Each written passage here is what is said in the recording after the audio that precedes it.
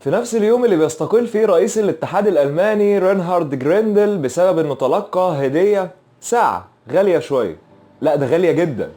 ده غير ان في كلام بيتقال ان هو تلقى رواتب من الشركة الراعية، وبيقول ان دي نقطة سودة في تاريخي وما كنتش اتمنى ان انا انهي مسيرتي بالطريقة دي. بيخرج علينا نائب رئيس الاتحاد المصري لكرة القدم في اكبر جهة المفروض بتمثل الحيادية وبتكون على بعد واحد من كل الاندية في مصر، علشان يقول جملتين في قمة البلاغة في اللغة العربية. علي عمره ما كان معلول ورمضان جانا، يا اخي كل سنة وانت طيب. علشان يحتفل بفوز النادي الاهلي المصري على نادي الاتحاد السكندري المصري برضه. مش لاقي تعليق افضل من اذا لم تستحي فاصنع ما شئت. والمسؤولين في اتحاد الكورة ابدوا انزعاجهم الشديد كده وكده، والمنشورين اتمسحوا ولا كأن حصل اي حاجة. الى كل من يهمه الامر، هتلاقي لينك الفيس بتاعي موجود تحت الفيديو، او اعمل سيرش على يحيوفيتش هتظهر قدامك حالا دلوقتي. محتاجكوا كتير والله الفتره اللي جايه. عايزين نبتدي بقى نعمل تقييم للعيبه، نشوف مين افضل لاعب في المباراه، مين اقل تقييم، وهكذا. قبل ما نتكلم في الماتش خالص، التعازي في وفاه المشجع الزملكاوي احمد عوده. على حسب معلوماتي ان هو توفى بسبب خناقه بسبب خلاف في الانتماءات. ربنا يرحمه ويغفر له ويرحمنا من التطرف الاعمى ده من كل الجهات، اللهم امين. مش هتكلم في تفاصيل الخناقات اللي دايما الكابتن حسام حسن بيعملها، اللي ما بيتعلمش ولا بيزهق. ارفع تيشيرت احمر لجمهور الزمالك، طلع منديل ابيض وارميه على الارض ودوس عليه قدام جمهور الزمالك، تتطرد في ماتش بيراميدز وانت خارج تشتم الجمهور وانت قاعد بره تشتم الجمهور برضه، وبعد كل ده تطلع تقول لي ده هما بيشتموني ليه؟ هما نسيوا انا عملت لهم ايه؟ انا المره دي بجد هعاتب الجمهور. انتوا ليه عاملين له قيمه؟ ليه مدين له حجم اكبر من حجمه؟ انتوا اكبر من كده بكتير. جروس بعد ما كان سبب رئيسي في إقالة حسام حسن من تدريب نادي بيراميدز، أعتقد وبنسبة كبيرة جدا وخلال اليومين دول هيكون سبب رئيسي في إقالة حسام حسن من تدريب سموحة، إلا لو كان مسؤولي سموحة عندهم الرغبة في انتزاع بطاقة الصعود في الموسم بعد القادم من الدرجة الثانية. الزمالك بيكسب سموحة وبيستعيد الصدارة بعد 23 ساعة و23 دقيقة. حاجة حلوة؟ طبعا حاجة حلوة، بس كانت هتبقى احلى لو ما كانتش راحت مننا اصلا. نقط ببلاش بتتوزع في ماتش زي ماتش الطلائع، ماتش المقاولين، ماتش النجوم في الدور الاول، التعادل مع سموحة في الدور الاول، نقط ببلاش بتتوزع. الماتش فنياته فقيرة جدا. هي كل الفكرة حسام حسن حط سيناريو، جروس حط سيناريو، وسيناريو جروس الى حد ما هو اللي اتحقق. علشان كده مش هنخوض في الماتش ده قوي فنيا. ده غير ان في كام ملاحظة مهمة جدا عن ماتش حسنية اغادير هنقولهم وهيتقالوا ان شاء الله في اخر الحلقة. ملخص اللي اتقال من حسام حسن قبل الماتش: حاولوا تكسبوا، ولو ما كسبتوش ما تخسروش. على العكس جروس قال لهم حققوا المعادلة الصعبة، اكسبوا بس وفروا شوية مجهود. قلنا قبل كده ان جروس من نوعية المدربين اللي بتذاكر شخصية المدرب اللي قدامهم اكتر من فنياته. في ماتش بيراميدز جروس كان عارف ان حسام حسن حماسي من الدرجة الاولى، ده غير ان معاه كتيبة نجوم غير الصفقات الجديدة، فقال انا لو نزلت هادي وسبت اللعب في نص الملعب وهدينا الريتم انا ممكن اتضغط معرفش اخرج. وفعلا نزلنا متقدمين جدا واحنا اللي فرضين اسلوبنا واحنا اللي ضاغطين كنوع من انواع الربكة، ونجحنا جدا في اغلب اوقات المباراة. في ماتش سموحة الزمالك برضو نزل ضاغط ونزل فرض اسلوبه، بس كان لغرض تاني خالص، خلص من بدري بدري. على العكس سموحة كان مايل لتهدئة اللعب وامتصاص حماس لاعبي الزمالك، ونجح جدا في فرض الاسلوب ده بعد اول 10 دقايق لحد الجول، وبدأ يفرض اسلوب من وجهة نظري الزمالك ما كانش هيقدر يوصل للجول الا في حالتين: كور ثابتة او مهارة فردية. ليه ما كناش هنقدر نوصل الا في الحالتين دول؟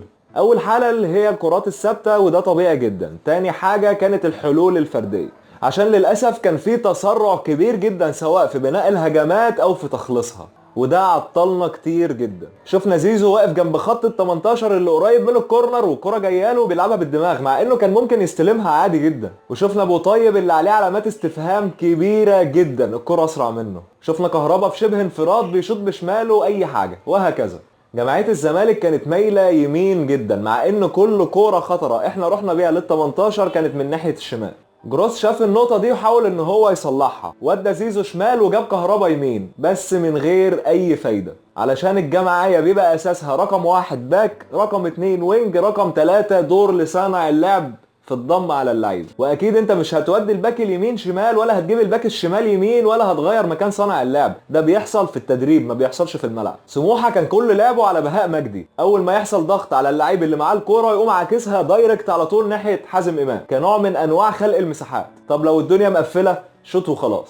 وده طبعا كان بيحصل بمساعدة احمد صبحي وشريف رضا. بعد ضغط اول 10 دقايق للزمالك، ده كان سيناريو من اول 10 دقايق لحد الجول، باستثناء طبعا الثقة الزايدة في تمريرات ساسي وحازم واستلام كهربا في نص ملعبنا من على بعد، والمعاناة الكبيرة اللي لقاها بهاء مجدي والونش ومحمد عبد الغني في تغطية الكرة اللي كانت بتتقطع منه. نيجي بقى لضربة الجزاء، هي ضربة جزاء ولا لا؟ تعالوا نبص كده هنلاقي ان لاعب سموحة شادد خالد بوطيب. طيب الشدة دي تعرقل بوطيب يعني تتحسب ولا ما تتحسبش؟ لا معلش، هو في شدة تتحسب وشدة ما تتحسبش؟ ما علينا. فاكرين ماتش الزمالك والمقاولين لما احمد علي قلنا ان الونش سند عليه سندة ما توقعش، بس ليه ما وقعش؟ انا الكرة طولت مني ليه ما اجيبهاش تاني؟ ده نفس اللي حصل بالظبط مع خالد بوطيب، الكرة نازلة بيستلمها بتطول منه، من وجهة نظري ما كانش هيعرف يجيبها بس اتشد، ليه ما وقعش؟ فمن وجهة نظري الكرة ضربة جزاء صحيحة مليون المية. اما بالنسبة لتصريح الكابتن سيد عبد الحفيظ، احنا دلوقتي بقينا مركز اول وبنعرف نضغط على المنافس، ولو ما بتعرفش تضغط على المنافس تعالى وانا اعلمك والكلام ده كله. ومن قبله تصريح المهندس عادل القيعي ان الاهلي نادي الدولة، ايوه احنا نادي الدولة وبنفتخر بكده، وان الدوري هيتحسم بره المستطيل الاخضر والكلام ده كله. الكلام ده فكرني بنكتة اول ما سمعتها ضحكت جدا. بيقول لك مرة واحد بلدياتي سرق فلوس كتير جدا، فعلشان يشيل التهمة من عليه قام حافر في الارض وقام مخبي الفلوس وقام كاتب عليها ايه؟ يحيى ما سرقش الفلوس اللي هنا. ده بالظبط اللي انتوا بتعملوه. نيجي بعد فترة نقول لك فاكر لما انت قلت كذا وكذا وكذا، يقول لك انا، انتوا عايشين في مؤامرة كونية. بعد ضربة الجزاء لاعبي سموحة اندفعوا بدرجة كبيرة جدا، لدرجة ان انت كان ممكن تعدي اي لاعب منهم وفي نص ملعبه بتهويشة، والغرض بدأ يتحقق لجروس. خلاص احنا كسبانين ومتقدمين، وفروا مجهود على قد ما تقدروا. وده فضل سيناريو الماتش من بعد ضربة الجزاء لحد ما الماتش انتهى، باستثناء كام كورة كان ممكن نسجل منها التاني والتالت، بس كان كله على الهادي. كرة اوباما اللي ابو جبل تألق فيها، شوطة ابراهيم حسن، محاولة زيزو، وهكذا. نزول عمرو بركات في محاولة لتنظيم هجمات سموحة، الأنانية اللي كانت فيه فادتنا احنا اكتر وبكتير كمان. شفت لقطة كهربا مع احمد صبحي؟ انا مش هعلق على النقطة دي، بس هقول حاجة واحدة بس، انت طول ما بتطبطب على اللي قدامك عمره ما هيتعلم. الحاجة الإيجابية اللي ممكن يكون طلعنا بيها من الماتش بعد ال3 نقط والرجوع للصدارة تاني هي رفعات بهاء مجدي، بجد رجله مظبوطة قوي. ملخص المباراة، الماتش ما كانش صعب ولا رخم، بس انك تحقق المعادلة ما بين المكسب وتوفير معدل بدني كبير ده اللي كانت صعبة جدا. حاجة كويسة جدا انك تحقق الغرض، بس وحط تحت بس مليون خط، مش كل اللي بنتمناه بيتحقق. واقرب مثال ماتش المقاولين، ماتش طلائع الجيش كان في ايدك وفي ثانية بيضيع منك. انا جبت سيرة ماتش المقاولين وماتش الطلائع اكتر من 100 مرة، وهفضل اجيب سيرتهم لحد ما الدوري يخلص. درس لازم نتعلم منه. وبعيدا عن المنافس وايا كانت نتائجه، احنا المركز الاول، اكسب ما تخسرش نقطة، ما تبصش وراك. الفترة اللي فاتت اتفرجت على كام ماتش لحسنية اغادير، وعندي كام ملاحظة مهمة جدا عاوز اقولهم. حسنية اغادير فريق بفكر جديد ومتطور جدا، من الفرق اللي بتحب تلعب كورة، مش بتقفل لعب ولا بتموت رتم مباراة، وده من وجهة نظري شيء ايجابي جدا لينا. فريق حسنية اغادير بيلعب الكور الثابتة اللي ليه بطريقة غريبة جدا. انت اول ما تشوف الكرة تقول خلاص ضاعت، كرة بالونة حلزونية، كور شكلها غريب جدا، بس دايما بيستغلوها صح وبيلاقوا بعض كويس جدا جوه 18 المنافس، وده سلاح قوي جدا ليهم. على العكس الكور الثابتة اللي بتبقى عليهم في فرق شوارع ما بين قلبين الدفاع، والفراغ كبير جدا ما بين الحارس وقلبين الدفاع. ده غير في بعض الاوقات بيبقى تمركز سيء حتى من اللعيبة اللي بيبقى ماسكين القائمين. فالكور الثابتة اللي ليهم سلاح، والكور الثابتة اللي عليهم سلاح اقوى. اخر ملاحظة، فريق حسنية اغادير لما بتلعب عليه كورة في نص ملعبه سواء كانت على الارض او عالية، ونفترض من ضربة مرمى مثلا، فاللاعب لعبها بدماغه ناحية الشمال، الباك بيميل ناحية الشمال، قلبين الدفاع بيميلوا ناحية الشمال، حتى الباك الشمال بيميل ناحية الشمال، بيسيبوا مساحات كبيرة جدا. فلو عملنا الروتيشن الامامي بتاعنا اللي بنعمله كل ماتش 1-2 تهويشة، هتفيدنا كتير جدا. وبالتوفيق يا رب. اشوفكم بعد ماتش اغادير ان شاء الله. سلامات.